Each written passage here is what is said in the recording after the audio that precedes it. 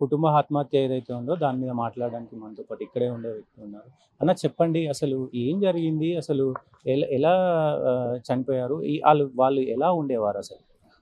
వాళ్ళు ఓన్‌కి బయటికెళ్ళేటోళ్ళు గాదు. అంతా నీట్‌గా ఉండే పర్సను. వాళ్ళు చిన్న పిల్లలతోని వాళ్ళు మంచిగా ఉండి పెంచారు. వాళ్ళు 9వ తరగతి, 8వ తరగతి చదువుతున్న విద్యార్థులు. అంతా చాలా మంచి పిల్లలు. Eighth class, ninth class Chaitanya స్కూల్‌లో చదివిపిచ్చే పిల్లలు వాళ్ళ ఆర్థికంగా లాస్ అయ్యిర్రు అనంటే బాధాకరం.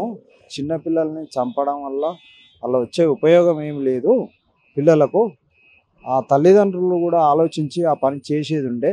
వాళ్ళు ఆర్థికంగా ఉంటే ఎన్నో మార్గాలున్నాయి గానీ, ఆ మార్గాలు వెతకకుండా పిల్లలతో పాటు తల్లిదండ్రులు చావడం, పిల్లలు చావడం అది చాలా బాధాకరం. అందరికీ బాధ అనిపిస్తుంది. ఈ ఏరియాలో చాలా మంచి మనుషులుండే.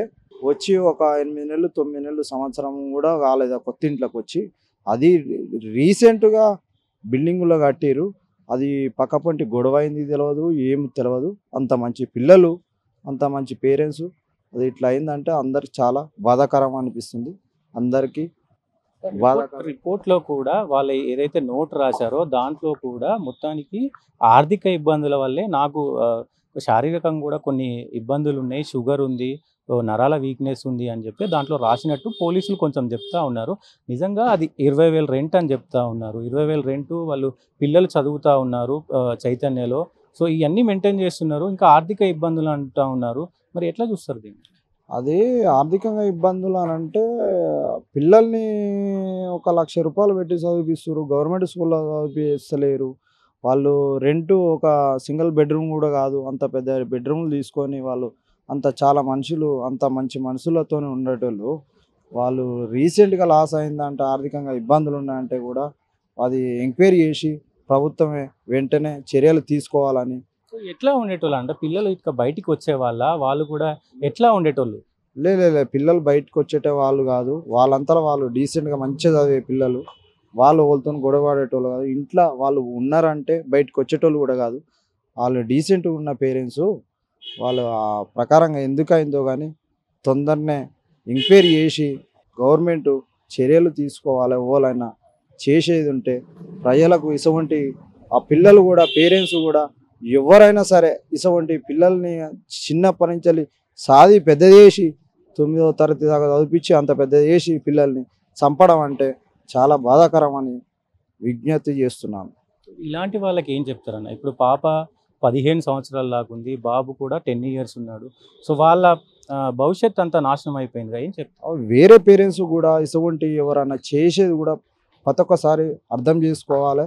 పిల్లలు, పేరెంట్స్ గూడా ఇసొంటి పాల్పడొద్దని పేరెంట్స్ గూడా విజ్ఞప్తి జేస్తున్నాము. ఎన్నో మార్గాలున్నాయి. ఇసొంటి లాస్‌ల గావడం, లాస్ అయిందా? కాలేదా? అది పేరెంట్స్‌కి దెలుసు, వాళ్ళ కుటుంబానికి దెలుసు, వాళ్ళ తల్లిదండ్రులకు దెలుసు. అంతా తెలిసే ఉంటది.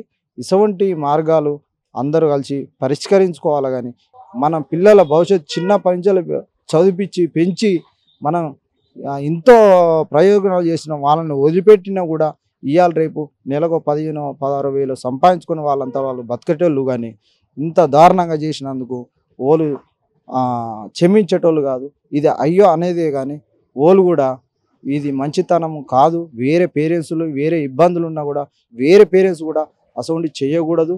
ఎన్నో మార్గాలున్నాయి. ఎన్నో ఆలోచించి, ఎన్నో ప్రయోజనాలున్నాయి చేసుకోవాలి గానీ, ఇసొంటి పిరికితనం గానీ, పిల్లల్ని చంపడం గానీ, మీరు చావడం గానీ, అది గూడా మంచి పద్ధతి కాదని విజ్ఞప్తి చేస్తున్నాం. సో ఇది ఇక్కడ వీళ్ళు చెప్తున్న పరిస్థితి. సో మొత్తానికి ఇలా ఇలా ఈ ఏదైతే సంఘటన జరిగిందో ఫ్యామిలీ మొత్తం చనిపోవడం.